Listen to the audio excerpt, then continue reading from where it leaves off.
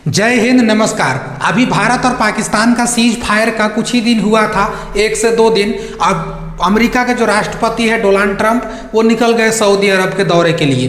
Trump की ये चाल भारत को बहुत जल्दी समझ में आ जाए तो बहुत अच्छा है। हालांकि भारत समझ भी रहा है, लेकिन भारत ने बस इसी चलते चुप्पी साध लिया अभी तक है कि किसी तरीका से भैया हमको व्यापार भी देखना है। और कहीं ना कहीं पाकिस्तान से युद्ध रुकवाने का ट्रंप ने बहुत बड़ा खेल खेला है। अभी आप देखिए कि एक से एक देश का वो तुरंत में दौरा करने चले गए। अभी हम लोग ये भी समझने का प्रयास करेंगे कि इंडिया जो है अपने एशिया के देशों को धीरे धीरे कैसे खोते जा रहा है, लेकिन कुछ कोशिश जारी है जिसमें हम लोग कुछ गिने चुने देशों को अपने साथ में ला सकते हैं। अभी ट्रंप ने क्या किया है कि ट्रंप ने अभी अरब यानी कि सऊदी अरब का दौरा स्टार्ट कर दिया है। और ये दौरा इसलिए स्टार्ट किया है क्योंकि सऊदी अरब, सबको पता है कि ईरान से काफ़ी इसका दुश्मनी है, ईरान से इसको बनता नहीं है। ईरान को काउंटर करने के लिए सऊदी अरब का दौरा जरूरी किया गया है, लेकिन सऊदी अरब का दौरा जब किया गया है तो ईरान को तो ढाल बनाया, लेकिन कहीं ना कहीं हो सकता है, ये अंदाजा लगाया जा रहा है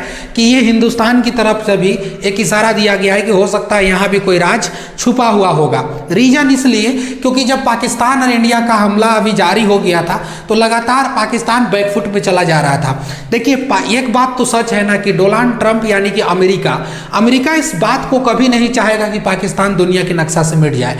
पाकिस्तान को तो चाहे कुछ भी हो जाएगा वो जिंदा जरूर रखेगा। भले पाकिस्तान जानता है अमेरिका की पाकिस्तान का चीन से बहुत अच्छा रिलेशन है, चीन उसको पूरा सपोर्ट करता है और चीन और अमेरिका का एक कोने बनता है, लेकिन फिर भी पाकिस्तान को अमेरिका मरने नहीं दे सकता है। अवर भी जब युद्ध हुआ, एहसास हो गया था कि पाकिस्तान के पास टिकने के लिए 2-4 दिन के बाद कुछ भी नहीं था उसके पास। हम लोग अगर चाहते तो इस बार अगर हम लोग जैसा चाहे वैसा कर लेते, लेकिन अमेरिका को ये बात का पता चल चुका है कि भैया पाकिस्तान के पास अब कुछ नहीं है। अगर पाकिस्तान के पास कुछ नहीं है और भारत को अगर हम नहीं रोके ना अभी, तो इंडिया पूरा पाकिस्तान को बर्बाद कर देगा और ये कहीं ना कहीं हम लोग के लिए सिरदर्दी का कारण बन जाएगा। अब सऊदी अरब का दौरा इसलिए भी समझा जा रहा है क्योंकि पाकिस्तान भी एक मुस्लिम कंट्री है, सऊदी अरब भी एक प्रकार का मुस्लिम कंट्री है, तो कहीं ना कहीं पाकिस्तान का साथ देने के लिए सऊदी अरब का भी दौरा किया गया। लेकिन इसको दिखा दिया गया नाम कि नहीं, ईरान से सऊदी अरब का नहीं बनता है, इसलिए डोनाल्ड ट्रंप अभी सऊदी अरब का दौरा कर रहे हैं। अब अभी आगे आइए, हालांकि ऐसा नहीं है, फिर भी अगर देखा जाए तो सऊदी अरब जब गए हैं तो अभी निकल करके सामने आ रही खबर कि $600 बिलियन का अमेरिका चाहता है कि सऊदी अरब में हम निवेश करें और वहां पर जाकर के हम व्यापार करें, क्योंकि उनका मकसद है कि किसी भी तरीका से जोड़ कर करना। अमेरिका अभी कह रहा है कि अमेरिका किसी का भी लाइफ टाइम शत्रु नहीं है, मतलब बहुत दिनों तक ये दुश्मन नहीं रह सकता है। भाई साहब, आपका बात को सब कोई समझ रहा है, ऐसा नहीं है। और उसके बाद अभी जो कहा गया है कि भाई हम लोग क्या करेंगे, AI टेक्नोलॉजी पर यानी कि आर्टिफिशियल इंटेलिजेंस पर भी सऊदी अरब पर काम करवाएंगे, और साथ साथ में जो रक्षा का जो एक मार्ग है यानी कि डिफेंस लाइन, उस पर ध्यान दिया जाएगा कि सऊदी अरब भी किस तरह से अपना रक्षा, अपना डिफेंस लाइन को प्रमोट कर सकता है, आगे बढ़ सकता है। लेकिन इसके साथ साथ में जब भाषण उनका हुआ तो उन्होंने सीरिया को भी नोट किया, सीरिया को ये बात बताया और सीरिया को अपने भाषण में कहते हैं कि सीरिया पर लगे प्रतिबंधों को भी जितना जल्दी हो सके हटाया जाए और वहां से सीरिया से भी हम लोग का वार्तालाप अच्छा होगा। बताइए भाई साहब, सीरिया को बर्बाद करने वाला कौन था? सीरिया को बर्बाद करने वाला कौन था? ये देख रहे हैं ना, इन लोग को अगर आप सोचते हैं ना कि ये आपके अपने हैं, भूल जाइए भाई साहब, ये आपके अपने कभी नहीं हो सकते हैं, क्योंकि सीरिया को बर्बाद करने के पीछे किसी और का नहीं बल्कि अमेरिका का हाथ है। अब आगे देखिए, ईरान को वो धमकाते हुए कहता है कि ईरान भी अगर मान जाए तो हम ईरान से भी परमाणु समझौता करने के लिए तैयार हैं। ईरान को तो वो डायरेक्ट कहते हैं कि ईरान को अगर चाहिए कि अगर सही मार्ग पे चलना है तो अपनी परमाणु हथियारों का जो काम सिलसिला उसने शुरू किया है वो रोक दे। तो ईरान को ये साफ संदेश दिए हैं कि वो 2 ही मार्ग पर चल सकता है। पहला, या तो वो परमाणु हथियार का जो वो काम कर रहा है उसको रोक करके फिर अमेरिका के साथ में मिल करके मतलब दुनिया में काम करे, और नहीं तो फिर परमाणु हथियार पे अगर काम करना तुम चालू रखोगे तो फिर तुमको दुनिया का दबाव झेलना पड़ेगा। हालांकि ईरान इन सब का धमकी से सीख चुका है। ईरान पता है ना, अभी तक कोई भी गलत काम नहीं किया है जिससे उस पर कोई ये अटैक भी कर सके। हालांकि ईरान अभी तक जाहिर नहीं किया है कि न्यूक्लियर पावर बन गया है, संकेत ऐसा लगाया जाता है कि ईरान ने सब कुछ वो चीज कर लिया है जिसकी उसे जरूरत था, लेकिन फिर भी ईरान अभी साइलेंट रहता है। ईरान का चाहे कोई भी मतलब बड़ा से बड़ा आर्मी चीफ मारा गया हो या बड़ा से बड़ा मंत्री मारा गया हो, लेकिन कभी भी ये चुपचाप मतलब एक तरीका से मौन धारण किए हुए रहते हैं। अमेरिका और इजराइल चाहते हैं कि कभी भी ईरान को हम पावरफुल यानी कि परमाणु शक्ति नहीं बनने देना चाहते हैं, क्योंकि अमेरिका ये बार बार कहता है कि यदि ईरान अगर बन गया न्यूक्लियर पावर कंट्री तो ये अरब वालों के लिए सबसे बड़ा खतरे की घंटी हो जाएगा, इसलिए ये नहीं देखना चाहता। और इसके पीछे लग्गू कौन है? सऊदी अरब है। सऊदी अरब भी कभी ईरान से तो बनता उनता नहीं है, लेकिन अभी यह भी खबर निकल के आ रही है कि रूस का जो राष्ट्रपति है व्लादिमीर पुतिन, वो भी ईरान के तेहरान में दौरा करने वाले हैं। तो आखिर ये चल क्या रहा है? एक तरफ डोनाल्ड ट्रंप निकल करके सऊदी अरब जाते हैं, एक तरीका से खबर आती है कि अब पुतिन वहां का दौरा ईरान का तेहरान में करने वाले हैं। तो ये कहीं ना कहीं चल क्या रहा है? बहुत बड़ी खेल चल रहा है और ये बहुत बड़ा नाम कमाने का, फेम पाने का भी अमेरिका चाल चल रहा है। खैर हम लोग जानते हैं कि भैया रूस को जिंदा रहना बहुत जरूरी है, यानी कि दुनिया को रहना है तो फिर रूस का रहना बहुत जरूरी है। जिस दिन रूस खत्म तो समझ लो दुनिया खत्म, उस दिन पूरा दुनिया समाप्त हो जाएगा, इसलिए रूस का रहना बहुत जरूरी है। अब हम लोग भारत में आते हैं। भारत का अगर हम बात करते हैं तो भारत लगभग अपने एशिया के देशों को खो चुका है। ये बात 100% सही है, इस बात को आपको एहसास करना चाहिए, क्योंकि श्रीलंका जैसा देश आप देखिए ना, हम लोगों को आंख दिखा करके चले जाता है। बांग्ला जैसा देश में आप देखिए एक जो चुनी हुई सरकार थी, उस सरकार को वहां पर हटा करके वहां पर सैन्य शासन को लागू कर दिया जाता है और हमारे आंख के नीचे ये सारा खेल होता है, जबकि हम लोग कुछ नहीं कर पाते हैं। म्यांमार में आप देख लीजिए सैन्य शासन लागू हो चुका है, कब का ही, चीन का दबाव में आकर के।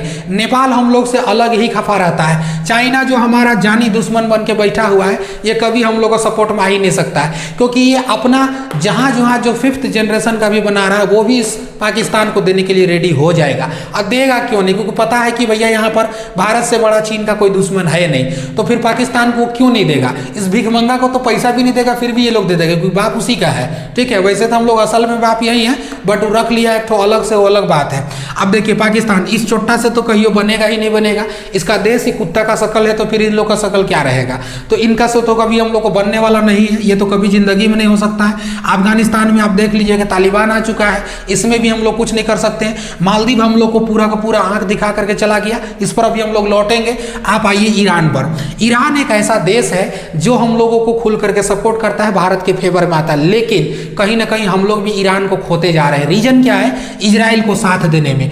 इजराइल को जब हम साथ देते हैं तो पता है आपको कि इजराइल का जो ईरान है ना, खुली दुश्मन है। ईरान इजराइल को देखना पसंद नहीं करता है। रीजन यही है, फिलिस्तीन और जो इजराइल का जो मामला है उसको लेकर के, और साथ साथ अमेरिका इजराइल का और ईरान का तो अलग ही मैटर है। तो ईरान कभी भी इजराइल को नहीं देखना चाहता है, और हम लोग कहीं ना कहीं इजराइल को समर्थन करने के चक्कर में ईरान को खो रहे हैं। और ईरान का खोना मतलब समझ लो हम लोग बहुत बड़ी चीज़ों से हाथ धो देंगे, बहुत बड़ी चीज़ से हाथ धो लेंगे।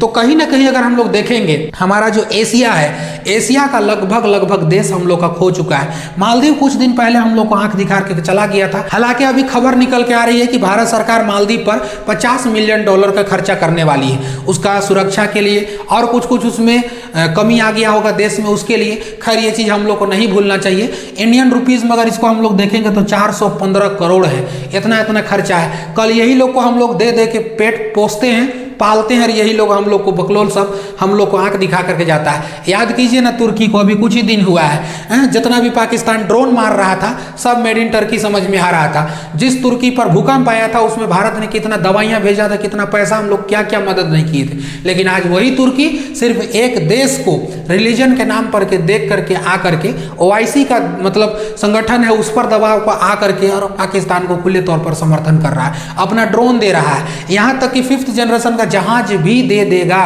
ये आपका जो तुर्की और ये चाइना पाकिस्तान को कभी नहीं छोड़ने वाले हैं। तो सोचिए, जिस थाली में ये लोग खाएंगे उसी में छेद करके चले जाते हैं। हम लोग सबका मदद कर रहे हैं, लेकिन ये हम लोगों के कभी काम नहीं आए।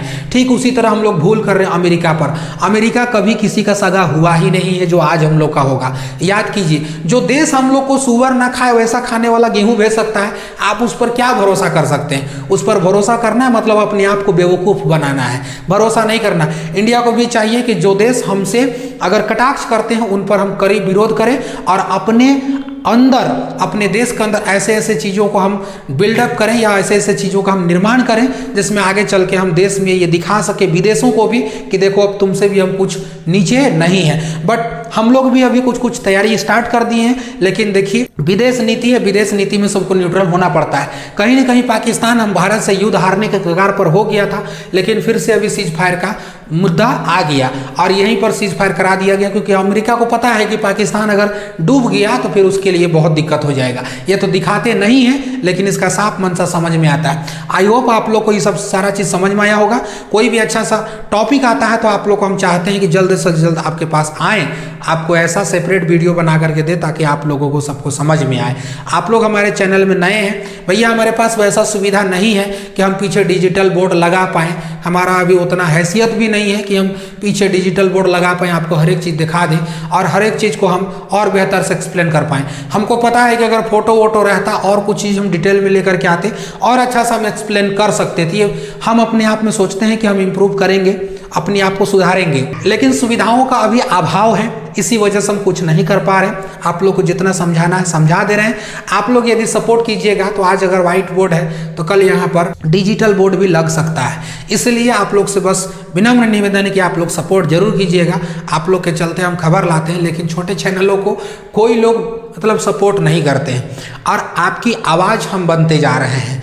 आपने हाथ बढ़ाया है, हमने आपका हाथ थाम लिया है, आज हम भी हाथ बढ़ा रहे हैं, आप भी मेरा हाथ थाम लीजिए। कोशिश कीजिए एक दूसरे के साथ में रहेंगे तो कुछ ना कुछ अच्छी से अच्छी खबर लेकर के हम जरूर आएंगे। अफवाहों से बचेंगे, जो चीज़ हम लोग के लिए अच्छा होगा, जो रियल घटना होगा उस पर आकर के हम लोग जरूर चर्चा करेंगे। समझ में आ गया होगा। अच्छे से टॉपिक पर किसी अगले क्लास में मिलेंगे। जय हिंद, शुक्रिया।